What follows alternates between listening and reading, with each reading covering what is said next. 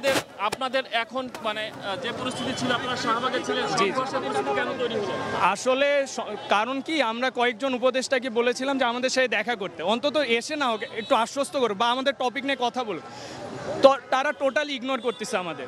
আপনারা যখন মাইকে যখন কথা বলছিলেন তখন আমরা শুনছিলাম যে আপনারা বলছিলেন যে আপনারা এই অবস্থান নেবেন, কিন্তু আপনারা তো যমুনার সামনে চলে গিয়েছিলেন, হয়তো মানে ওই কারণে সংঘর্ষ।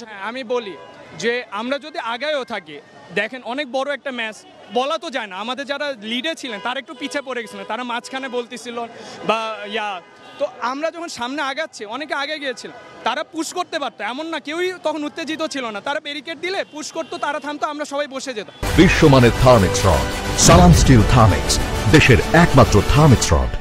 তো তারা সাউন্ড গ্রেনেড মেনে যে একটা অতর্কিত যে একটা অবস্থা ক্রিয়েট করলো, আমাদের এক ভাই আউট হয়েছে, সবাই তো দেখছেন, আমার এই জায়গায় একটু আমি ব্যথা পেয়েছি, ওইটা ম্যাটার না। এরপরে তারা কন্টিনিউয়াসলি এমন করতেছে, আমরা যখন বসার একটা পরিস্থিতি সৃষ্টি হলো, সবাই বসেও পড়তেছিলাম, হঠাৎ করে তারা সাউন্ড গ্রেনেড মারতেছে, তো এই ধরনের পরিস্থিতি তো শান্ত থাকা যায় না। এরপরে এই যে একের পর এক পুলিশে এত অ্যাগ্রেসিভ কেন, আমরা তো এটাই বুঝতে পারতেছি না। এখন আপনাদের কর্মসূচি কি হবে?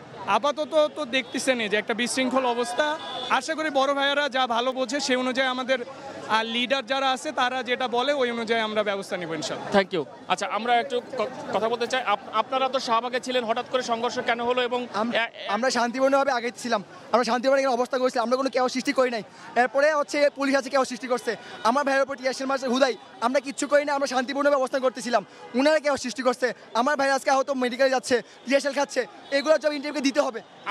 আপনারা যখন শাহবাগে যখন কথা বলছিলেন মাইকে, তখন বলছিলেন যে এই কন্টিনেন্টালের সামনে এসে আপনারা 3 ঘন্টা 3টা পর্যন্ত সময় দিয়েছিলেন, তো আপনারা তো দেখলাম যে ঠিক যমুনার সামনে চলে গিয়েছেন, এখানে অবস্থান না করে একটা পর্যন্ত দেওয়া হয়েছিল সময়, পরে আপনারা বলছিলেন যে 3টা পর্যন্ত আপনারা অপেক্ষা করুন। যমুনা যাব, 3টা পর্যন্ত সময় দিব, শান্তিপূর্ণভাবে আমরা দাঁড়াই থাকবো, কিন্তু পুলিশ সেটা শুনে নাই, পুলিশ আমাদের যাইতে দেখে আমাদের উপরে আক্রমণ করলো, এত শান্তিপূর্ণ স্টুডেন্টদের উপরে পুলিশ আক্রমণ করলো, এরপর আমাদের আর কি বলার আছে?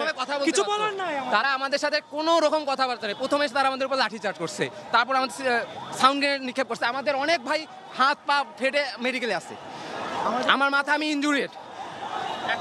আমাদের ছোট ভাই 24 ছোট ভাই, ওর পায়ে হচ্ছে আহত হয়ে গেছে, আমাদের 21 ডব্লিউ ভাই আহত হয়েছে, অনেকে আহত হয়েছে, টিয়ারশেল মারতেছে। এখন আমরা এটা শেষ দেখে ছাড়বো, আমরা এখানে আমাদের যেই দাবি নিয়ে আসছি সেটা আদায় না পর্যন্ত যাবো না, আমরা এখানে স্ট্যান্ড করতেছি, এটা শেষ আমরা দেখে ছাড়বো।